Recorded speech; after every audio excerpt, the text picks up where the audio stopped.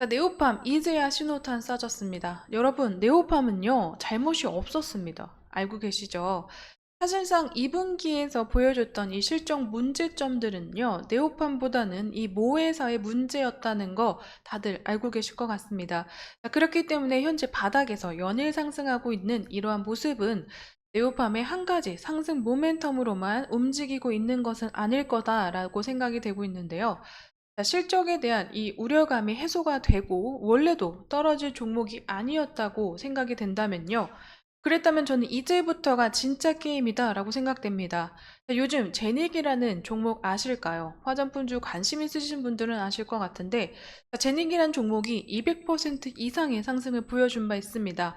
네오팜 역시 이 똑같은 비슷한 상승 모멘텀을 이끌어내면서 이 기대성을 모아주고 있는 이러한 시점이기 때문에 이 제2의 제닉이라는 이 타이틀이 붙은 건 아닐까라고 생각이 되고 있습니다. 오늘 그 이슈에 대해서 자세히 알아보면서 추가로는요, 2분기 실적에서의 오해와 진실 오늘 파헤쳐 드릴까 합니다.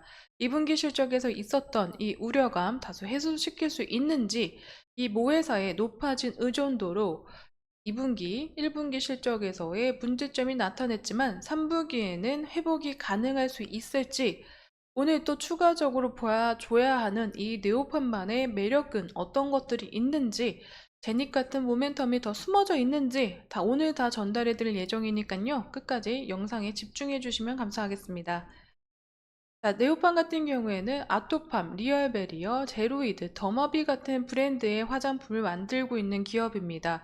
이 화장품에서의 매출 비중이 상당히 높은 편으로 보여지고 있고 전체적인 이 매출 비중을 담당하고 있는 것이 화장품이다 라고 생각을 해주시면 좋을 것 같은데, 자, 네오팜의 이 브랜드 제로이드가요, 병원 화장품 넘버원이라는 타이틀을 가지고 있지만 이 접점을 계속 늘려가면서 현재 하반기에는 올리브영까지 입점을 한 상태입니다. 자, 네오팜의 이 제로이드는 2024년 7월에 병원 화장품 부분에서의 대상을 수상한 바 있고, 네오팜 같은 경우에는 제로이드 외에도 이러한 이제 아토피 그리고 피부 장벽 등에 관한 이러한 기술 개발과 원료를 개발함에 있어서 계속해서 끊임없는 개발을 이뤄내 가고 있는 기업으로, 이번 6월에는 이 미국에서 이러한 이제 피부 장벽 기능 강화와 염증 억제 원료 연구 결과 등을 발표하면서 미국에서도 주목을 받고 있는 기업이다라고 생각을 해주시면 좋을 것 같습니다. 자, 피부 장벽 같은 경우에는 여름을 지나 가을, 겨울에 더욱더 이 환절기에 기대가 되고 관심이 가고 주목을 될 수 있는 부분이기 때문에 이 부분에서도 네오팜이 추가적으로 하반기에는 어떠한 흐름을 보여줄지 기대가 되고 있는 시점이다 라고 생각이 되면서, 현재 이 네오팜의 유통 채널을 살펴보시면 온라인과 오프라인 부분 그리고 라이브 커머스 같은 경우에도 이 병원에 대한 이점을 제외하고서는 국내에서 강하게 흐름을 가져가고 있는 내수 시장에서의 강자를 보여주고 있습니다. 그렇기 때문에 현재 해외에서의 매출 비중을 올려가고 있고 해외에서의 러블콜을 받고 있는 한국 화장품이 부각이 되고 있고 주목을 받고 있는 시점이기 때문에 이 부분에서 내수 시장에서의 이 매출 흐름을 강하게 가져가고 있는 네오팜은 다소 그런 기업들, 그런 브랜드들보다는 소외를 받았던 종목군으로도 보여지고 있는데요. 네오팜 같은 경우에는 병원에서의 이점 그리고 내수 시장이 강했던 기업이다라고 생각이 되고 있고, 또 네오팜이 이 제로이드가 병원뿐만이 아니라 국내에서 소비자 접점을 늘려가면서 이 제로이드라는 제품군으로 국내를 계속 더 꽉 잡고 이 내수 시장에서의 수익성을 개선하고 있는 모습을 더 보여주고 있는 것 같습니다. 자, 올리브영 완판 행렬. 자, 올리브영이 입점했다라는 소식만으로도 부각이 될 수 있는데 올리브영에서 완판을 했다고 합니다.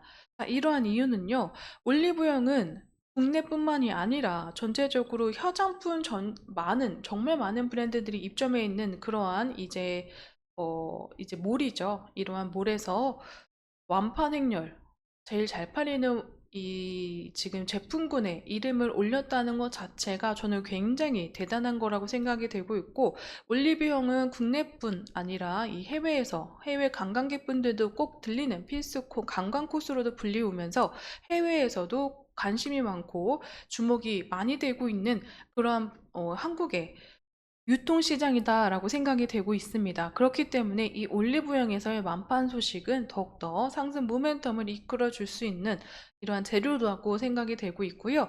자, 올리브영 하울 이러한 틱톡이나 SNS를 통해서도 이 해외까지 계속해서 제품군이 노출될 수 있는 부분까지 생각이 되고 있기 때문에 자연스러운 상품의 노출과 마케팅의 효과까지 거느릴 수 있는 이러한 흐름이 아닐까라고 생각이 되면서 이제 시작이고 앞으로가 더욱더 기대되고 있는 제로이드의 왕판 행렬이 아닐까라고 생각이 되고 있습니다. 자, 네오팜은 국내 시장, 내수 시장에서 강자라고 불리운 바 있는데요. 네오팜이 해외 시장 진출을 더욱더 늘려가고 있는 시점입니다.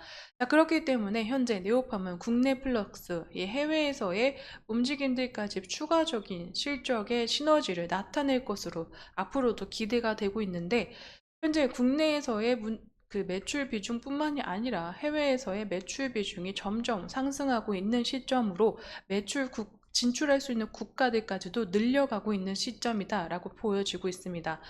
자, 본지 취재를 합치면 이 기사본을 따라 가지고 왔는데요. 레오팜의 수출국 비율은 미국 20%, 그리고 비중국 아시아 50%, 기타 권역에서 28%, 중국에서 3%를 차지하고 있다고 합니다.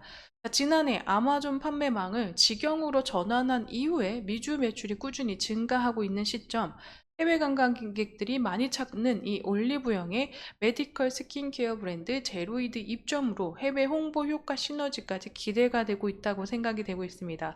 또한요, 이 해외에서는 하반기에 많은 쇼핑 이벤트들이 남아있다라고 많이들 알고 계시죠? 그렇기 때문에 회사 측에서도 아마존의 블랙 프라이데이나 그리고 아마존 프라임데이에서의 추가적인 이 매출, 구매율 상승들이 느껴지고 있는 또 기대가 되고 있는 시점으로 하반기에 이런 이제 이벤트들이 몰려있기 때문에 미국 판매량 증가를 기대하고 있다고 합니다.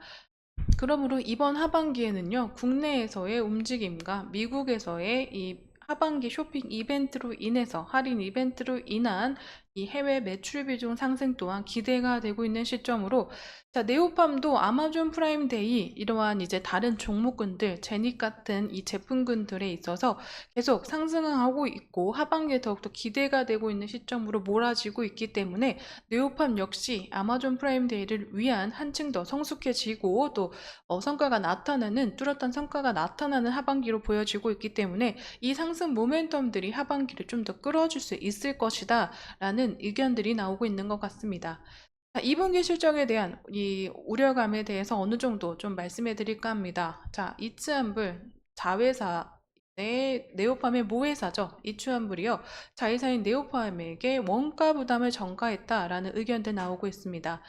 자, 이번 네오팜의 실적 부진 요인으로는요, 이 OEM 매출 증가로 인한 원가율 상승이다라고 나와 있는데, 지난해 말에 인수한 이츠한불의 공장, 이 음성 공장이 본격적으로 가동되기 시작하면서 이츠한불을 향한 이 OEM 매출이 크게 늘었고, 이 과정에서 원가율이 높아져서 전체적인 수익성이 악화된 것으로 분석이 되고 있다고 합니다. 실제로는 화장품 매출이 8% 증가한 부분이 있지만 OEM 매출은요 50% 이상 증가하면서 원가율이 44%까지 상승했다라고 보여지고 있는데 주요 브랜드들의 매출은 소폭 증가했지만 OEM 매출 비중이 상당히 커지면서 이 원가율을 감당해내지 못하고 전체적인 수익성 개선에서는 실패한 이견을 받으면서 네오팜의 2분기 그리고 상반기 실적에 대한 우려감들이 계속 비춰지고 있었던 시점이 아니었나 싶습니다. 자, 매출 원가 부분이 이번에 반기 부분에서 작년 그리고 3개월용과 누적 부분을 살펴보시더라도 원가율이 크게 상승한 모습을 좀 보실 수 있을 것 같습니다. 이치한불이요. 지난 11월이었죠. 자, 이건 이치한불에 관한 기사를 가져왔는데요. 지난해 1분기와 올해 1분기 사이 주요한 변화를 꼽자면 본인들이 가지고 있던 생산 공장 처분을 빼놓을 수 없을 거다. 이추한불은요, 지난 11월 30일 자회사 네오팜에게 음성 생산 공장, 이 유형 자산은 172억 원에 매각함으로써 전체적인 재무구조 개선과 그리고 현금성 유동성 확보를 위한 이 처분을 했다라고 나와 있습니다. 음성공장은 현재 이제 이츠한블의 국내 생산 기지 역할을 했지만요. 전체적으로 유동할 수 있는 현금이 부족해지자 이 OEM 부분을 자회사인 네오팜에게 떠넘기면서 이 원가율을 전담했다라고 보여지고 있는데요. 이츠한블은 보유 현금으로의 손실을 감내하기 힘든 상황이기 때문에 이제 종속회사의 네오팜의 자산을 처분함으로써 유동성 위기를 해결하고자 한 모습들이 보여지고 있다. 생산 공장을 네오팜에 매각하면서요, 제품 생산 역시 종속기업이 의존하고 있는 상황이 돼버렸죠. 그렇기 때문에 네오팜은 원가율 상승에 부담을 떠 안으면서 이츠 한불량 OEM 부분에서의 매출 비중을 늘려가긴 했지만 원가율을 그대로 떠 안은 상황이 돼버린 것이 보여지고 있는 것입니다. 자회사를 통해서 제품을 생산하면서 제조 원가 부담을 전가했을 것이다라는 분석이 나오고 네오팜의 1분기 매출 원가율은 30%, 약 31%에 39%까지 상승했다는 점이 이러한 견해를 더욱더 힘을 쏟아내고 있는 부분이다. 자, 원가 및 판가 및 증가로 인해서요, 네오팜은 외형 성장에도 불구하고 영업이익이 소폭 감소했다라는 의견을 받으면서 상반기에서의 실적 부진을 나타낸 바 있습니다. 자, 이제 어느 정도의 이 오해가 풀렸을 거다라고 생각이 되고 있는데요.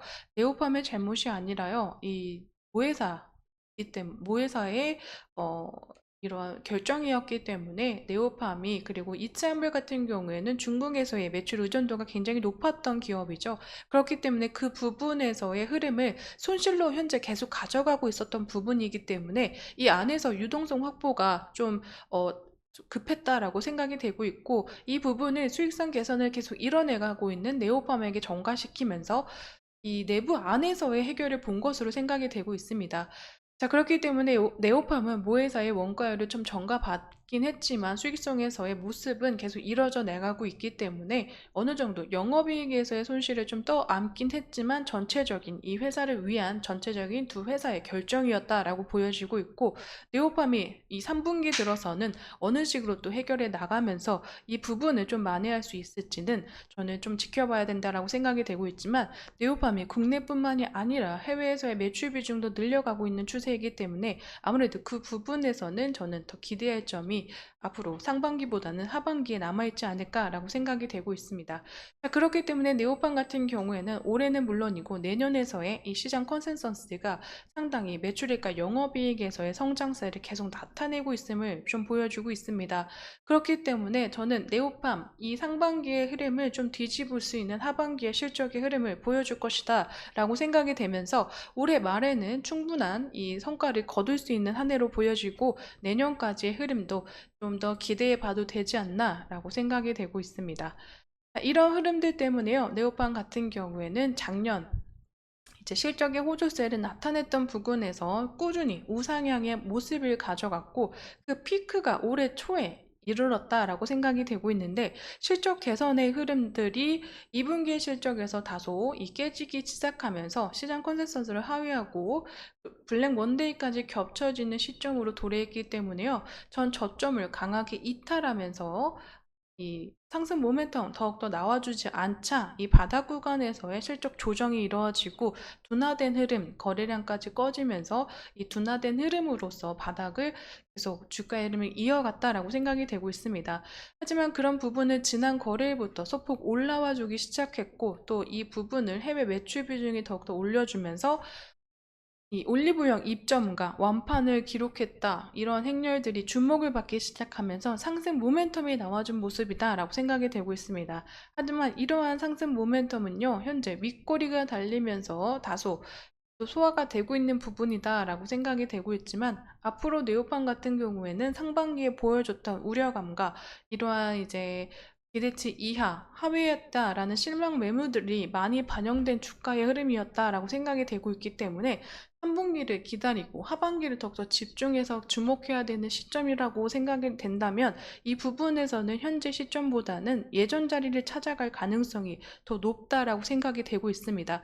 그렇기 때문에 네오팜 같은 경우에는 현재보다 이 중장기적으로 향후에 움직임에 더욱더 집중하고 포커스를 맞춰봐야 된다라고 생각이 되고 있고 실적으로 떨어졌던 실망 매물이요 하반기에 더욱더 해외와 국내에서의 시너지적인 수익성 개선으로 인해서 충분히 만회가 가능할 것으로 보여지고 있기 때문에 이 부분에 대해서 기대성으로 하반기를 기다려보시는 것이 어떨까라는 생각으로 오늘 영상 준비했습니다. 자, 그럼 오늘 이 네오팜에 대한 이야기는요, 여기서 마무리 짓겠지만 추가적인 또 정보나 이러한 흐름들이 있으면은 바로 또 영상으로 찾아뵙도록 할 거고요. 또 네오팜에 관한 궁금한 점이나 다른 이 회사에 궁금한 점 있으시면 댓글로 달아주시면 제가 또 파헤쳐서 영상으로 찾아뵙도록 하겠습니다. 자, 제 영상에는요, 개인적인 견해와 의견들이 들어가 있습니다. 그렇기 때문에 투자하실 때는 반드시 참고용으로 사용해 주시기를 부탁드리면서 오늘 영상 마무리 짓겠습니다. 오늘도 제 영상 시청해 주셔서 감사드립니다.